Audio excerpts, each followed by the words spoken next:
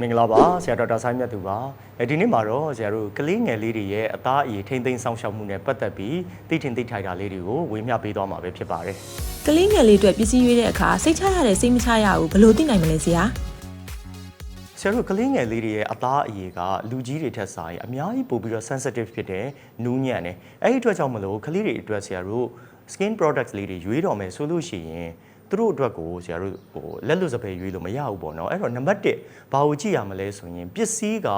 natural ingredient ဖြစ်ရလား organic ဖြစ်ရလားဆိုတာကိုကြည့်ရမယ်เนาะဆရာတို့ synthetic artificial တွေအရန်များနေကလေးတွေအတွက်အန္တရာယ်ရှိတယ် natural ပိုဖြစ်လေကလေးတွေအတွက် hypoallergenic ဖြစ်လေပို့ပြီးတော့အန္တရာယ်ကင်းလေဖြစ်တယ်ဆရာတို့ကလေးရဲ့အသားရည်အတွက်ပစ္စည်းရွေးချယ်တဲ့အခါမှာတတ်နိုင်သမျှ natural organic ဖြစ်အောင်ရွေးရတာပေါ့နော်အဲ့တော့ဒီထဲမှာမှဆရာတို့ artificial ဖြစ်ပြီးတော့ကလေးအတွက်လုံးဝမသင့်တော်တာလေးတွေရှိပါတယ်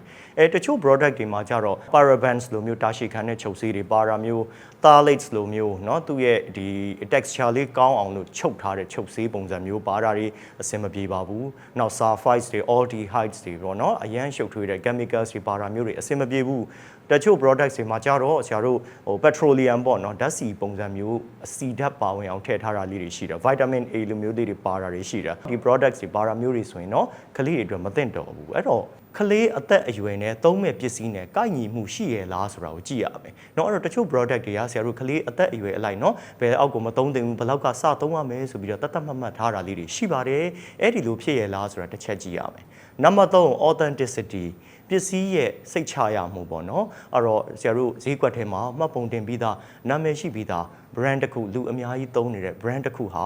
ဘာပဲပြောကလေးတယောက်အတွက်ဆရာတို့တင့်တော်တဲ့ trademark ရှိပြီးသားကလေးတယောက်အတွက်တင့်တော်လို့ပဲဒါအောင်မြင်ပြီးသား brand ဖြစ်နေတာမျိုးပေါ့နော်အဲ့တော့ဒီအချက်လေးတွေကိုဆရာတို့ကြည့်ရပါမယ်အဲ့တော့ natural ဖြစ်မှုကလေးရဲ့အသက်အရွယ်နဲ့လိုက်မှုကုန်ပစ္စည်းရဲ့စိတ်ချရမှုဒီ၃ခုကိုဆရာတို့ကြည့်ရပါလိမ့်မယ်အခုနောက်ပိုင်းမှာ ceramide ပါတဲ့ပစ္စည်းမျိုးသုံးသင့်တယ်ဆိုပြီးတော့ပြောနေကြတာမျိုးတွေ့တယ်ပေါ့နော်အဲ့ဒါကလေးတွေအတွက်ကောင်းလားဆရာတကယ်ရောသုံးသင့်ရဲ့လားceramide ဆိုတာဘာလဲဆိုတာဆရာတို့အရင်ဆုံးသိဖို့လိုအပ်တာပေါ့နော်အဲ့တော့ဆရာတို့ရဲ့အရေးပြားအလွှာနှစ်လွှာရှိတယ်အောက်က dermis အလွှာပေါ့နော်အပေါ်ကပါအလွှာက epidermis ဆိုပြီးတစ်လွှာရှိတယ်အဲ့တော့အပေါ်ရန်ဒီအရေးပြားအလွှာထဲမှာ ceramide ကဆရာတို့ပုံမှန်ဆရာတို့မှာကိုရှိပြီးသားနော်ဘယ်လောက်ထိရှိလဲဆိုအရေးပြားရဲ့40%ပေါ့နော်တဝက်လောက်ထိကို ceramide ကလေးတွေကရှိတယ်အဲ့တော့ဒီ ceramide အလွှာလေးတွေကဆရာတို့ရာသီဥတုကြောင့်ဖြစ်စေ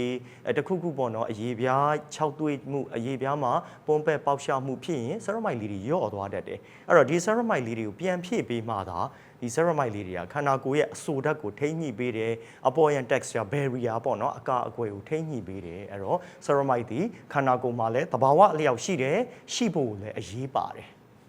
ဒီနေ့ကလေးငယ်လေးများရဲ့အသားအရည်ထိမ့်သိမ်းဆောင်ရှောက်မှုနဲ့ပတ်သက်ပြီးတော့ဆရာသိတဲ့နာလေးတွေကိုဝေမျှပေးခဲ့ပါတယ်ဘ ഹു တုတအများကြီးရရှိမယ်လို့မျှော်လင့်ပါတယ်ဆရာဒေါက်တာဆိုင်းမြတ်သူပါကျေးဇူးတင်ပါတယ်